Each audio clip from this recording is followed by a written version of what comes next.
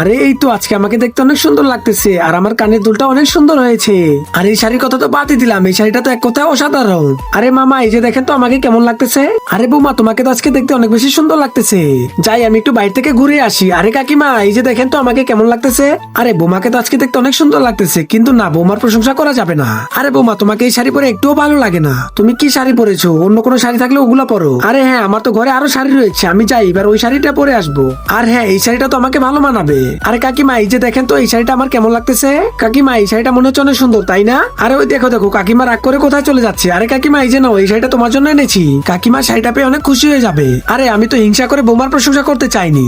বন্ধুরা তোমরা নিচে থাকা সাদা রঙের সাবস্ক্রাইব বাটনটিতে ক্লিক করে আমার চ্যানেলটিকে সাবস্ক্রাইব করে দাও, তাহলে তোমাদের মা বাবা অনেকদিন বেঁচে থাকবে। আর বন্ধুরা তোমরা যদি এই ভিডিওটিতে একটি লাইক করে দাও তাহলে তোমাদের মনের সকল ইচ্ছা পূরণ হয়ে যাবে। যাও আমি তোমাদের জন্য দোয়া করে দিলাম।